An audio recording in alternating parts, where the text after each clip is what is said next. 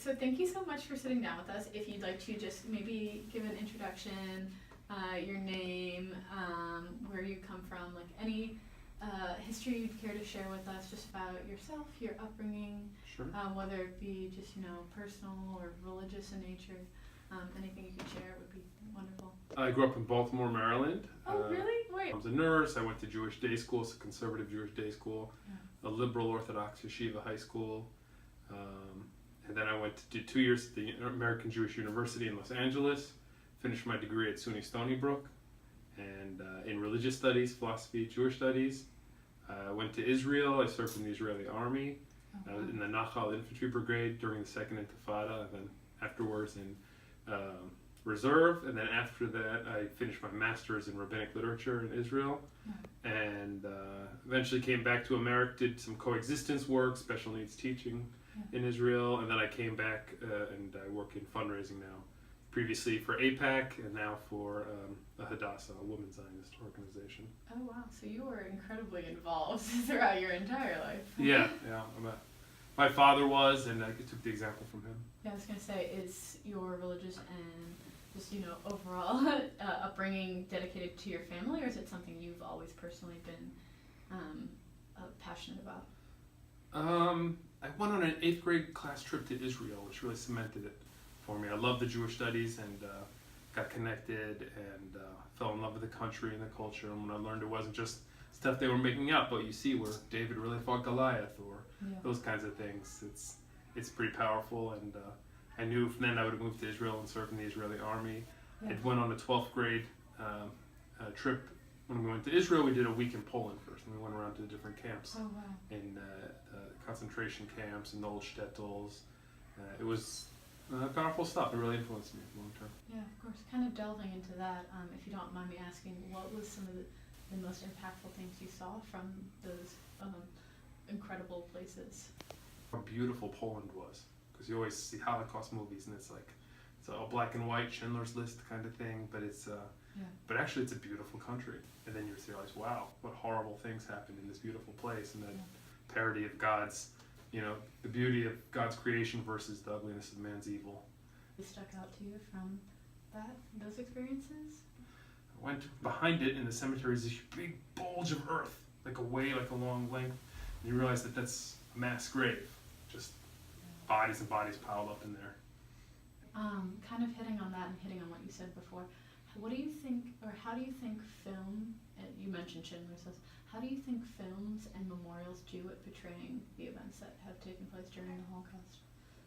Okay, but there's something about the medium, I think, that trivializes the content by its very nature. Any movie? Reading a book versus watching a movie, it's just the nature of the medium is more transitory, and the intake of it doesn't affect you the same way that reading a book does, in my opinion. I could. You mentioned being drawn to literature, and I know for us, literature is really important in our class and how we've learned about this time period especially. Is there any book in particular that you're especially drawn to, or that you would maybe recommend for us as students to learn, or something that you feel really captures the essence of what happened? I loved reading Elie Wiesel. I read almost all of his works. And then I loved reading Primo Levi, if you've heard of him. He's Italian. He was an Italian-Jewish, I think he was a PhD in chemistry, but was a resistance fighter and captured. And he was together with Elie Wiesel in Auschwitz. Eventually killed himself after the Holocaust from the trauma. But his books are amazing. Recently studying the Hasidic Rebbe, the Warsaw Ghetto Rebbe, the Ish Kodesh. He was in the Warsaw Ghetto and continued to give his sermons, which were written down after Shabbat by his followers, and they were saved in cans that were buried underneath the rubble of the Warsaw Ghetto, and later discovered and brought to Israel in its powerful literature. But that's more religious with Holocaust implications. Yeah. Well, thank you so much. In terms of literature, and you just kind of hit on it a little bit in terms of religious overall, how is the Holocaust taught to, especially people of religious faith or upbringing, or in school, or how is that displayed to you, if you don't mind me asking? Yeah, for us it was almost in many ways it was a culmination of his, like anti-Semitism as a phenomena of persecution of Jews as Jews, it really began with like the ancient Greeks went in there in the Hanukkah story. Before that, like the Judean kingdoms, it was political. They were just fighting against other kingdoms, and they happened to be Jewish. But that was religious persecution, and then it just continued through Christianity, and then under Islam, and then even in the modern world, it was the history of it was really taught a lot. The Khmelnytsky pogroms, all the pogroms. It was vast. I went to a Jewish private school. It was very extensively taught. We learned about the history. We learned about this personal stories. We would almost every year, have a survivor come in and talk to us. Oh wow! That even from a very young age. Yeah. And there's a woman I fundraise for Hadassah, this women's Zionist organization. It's a woman who's 96, sharp as a tack with her mental facilities. She survived the ghettos and the concentration camps because she was a nurse, had useful skills.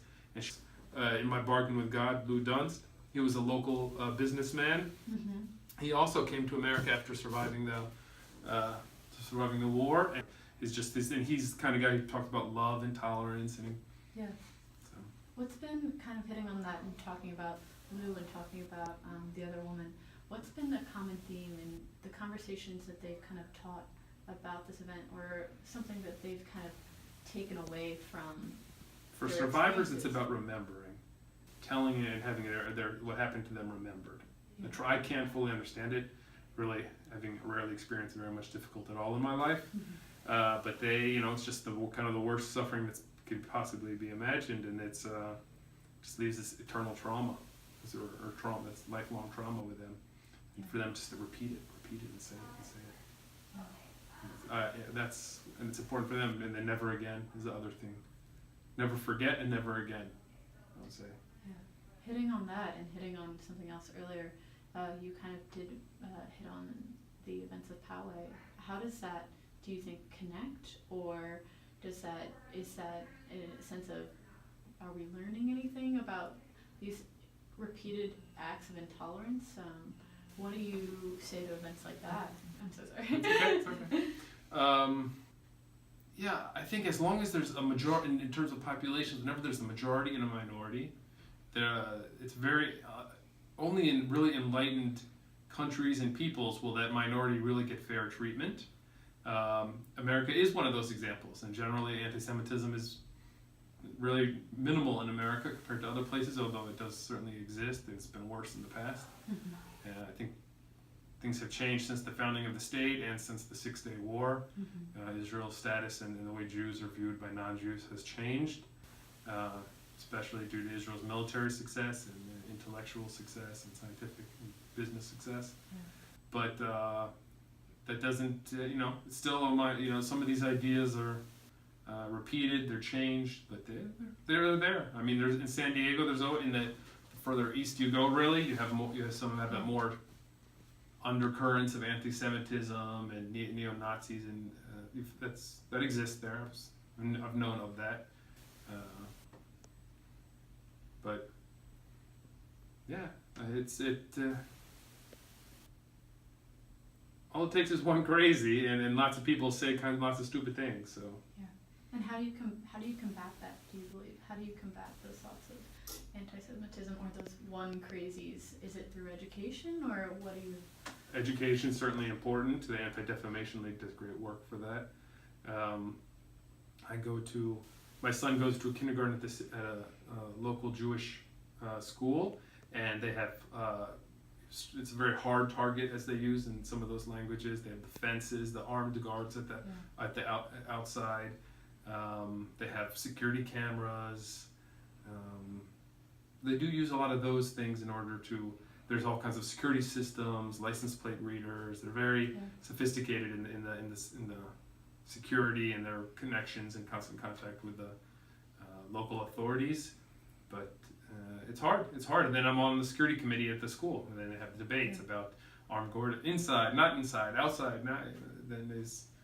So it's a hot topic. And all the Jewish institutions, synagogues were escorted up here by guards. But then there's some people in this community say, oh, the guards should be armed. Others say, oh, they shouldn't.